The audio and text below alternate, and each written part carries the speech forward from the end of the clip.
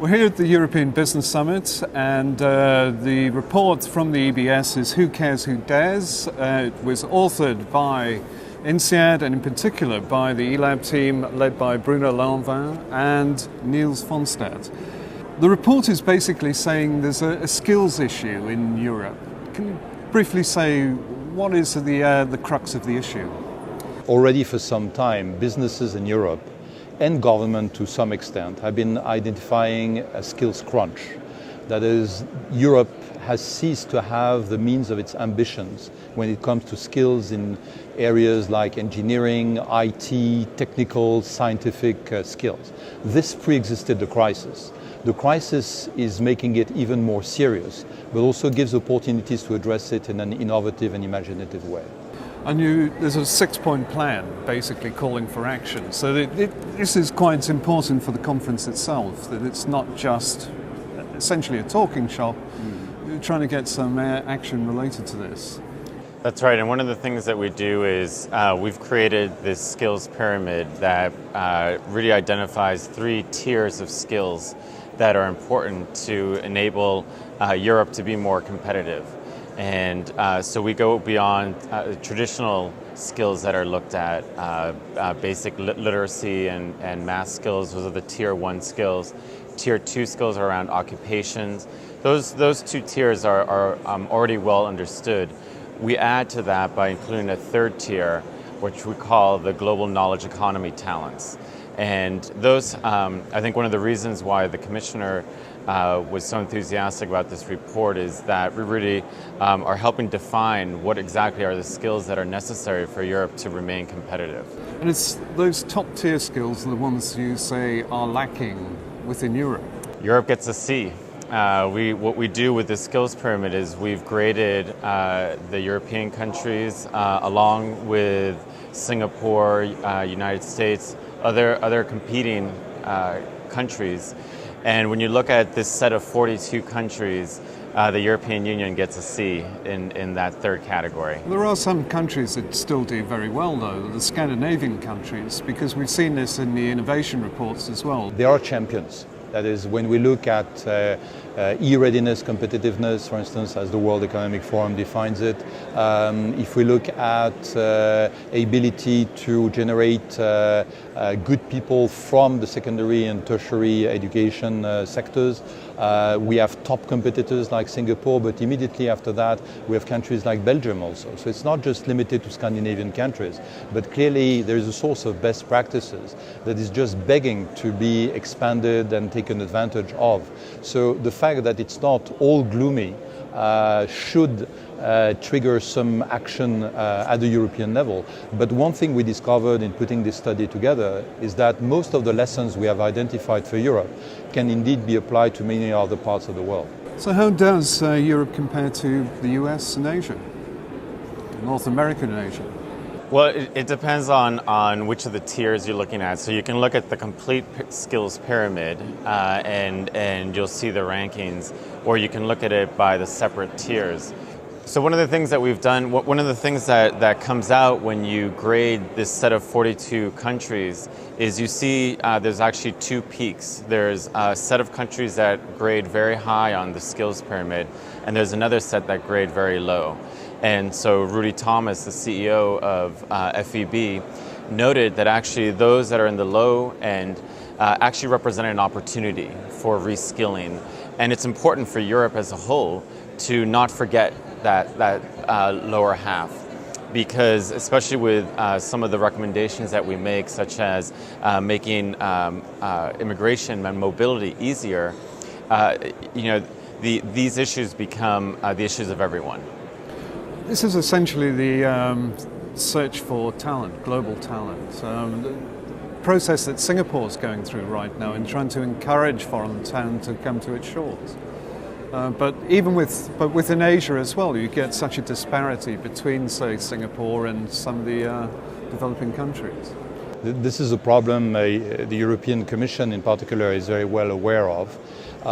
One of the 6 recommendations in this report is to indeed encourage mobility within Europe and also between Europe and other parts of the world.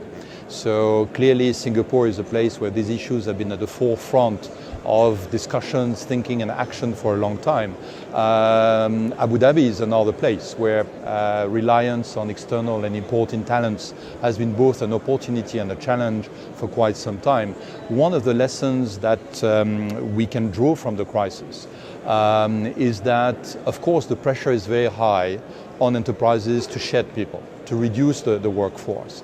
The big warning in this report, which was echoed by the Vice President of the Commission this morning, by Commissioner Figel later on, is don't overdo it.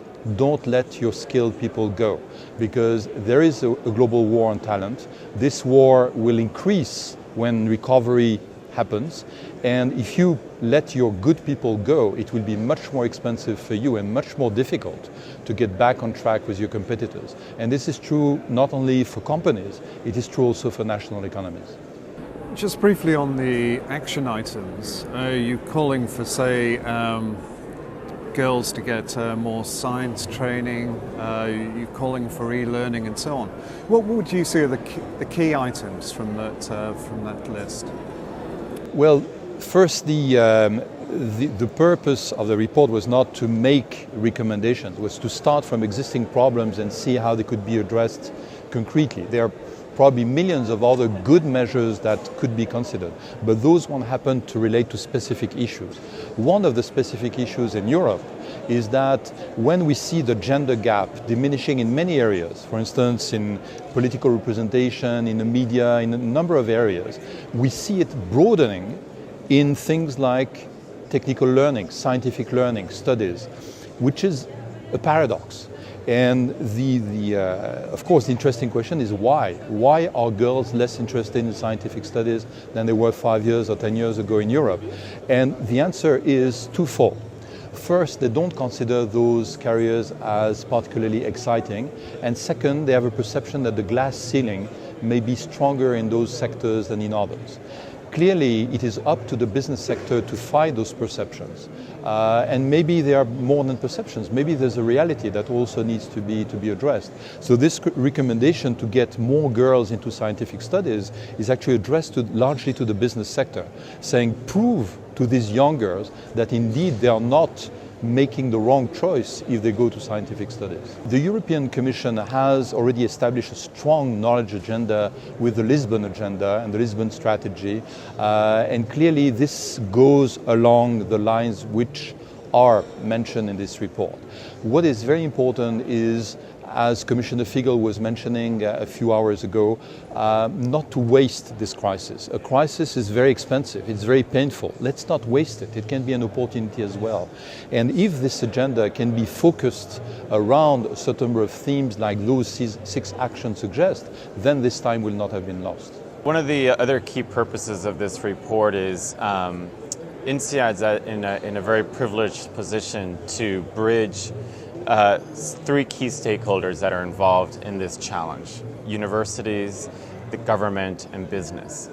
And one of the purposes of this report is precisely to strengthen that bridge. So it provides a common point of discussion for these 3 important stakeholders. And so what we've seen here, for example, today at the European Business Summit is precisely dialogue between these 3 stakeholders around the contents of this report. And so that's one of the goals. And going forward, the Research Center eLab will continue to strengthen that bridge. One of the lessons that emerges from the recommendations, which is somehow between the lines in every recommendation, apart from human capital education, it is innovation.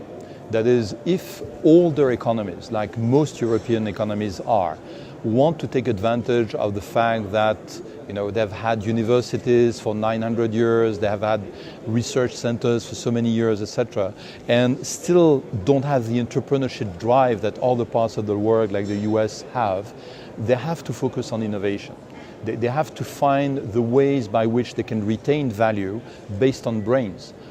Because commoditization of activities will make those activities go to lower wages economies. That's part of the game. It's part of globalization. So once this is accepted, where is the value added? Where is the source of success in Europe? It has to come from brains and not just from heart or muscles or guts only, which are also needed. But brains have to do with innovation. So if those recommendations can be put in that broad framework of stimulating innovation, they have a good chance to turn into something concrete. Do you think there's the political will to carry through these sort of changes that you think are necessary? Frankly, I think there is. I think this was heard already several times today. There's a political will of politicians to do it. And there's a political will from politicians to listen to the business sector about how to do it, which is rather exceptional. On their side, the business sector, and we heard from Jean-Philippe Courtois from Microsoft and from others already, they're saying, we are ready to do that. You know, we've been begging for this to happen for years. So if you want us to invest money, to stimulate innovation, to create something with young people, we are all for it. We are ready to do it. So the crisis is really an opportunity to accelerate a process that was there, but somehow latent or just growing too slowly until now. Bruno Lanvin, Nils Fonstad, thanks for joining us on INSEAD Knowledge. Thank you. Thank you.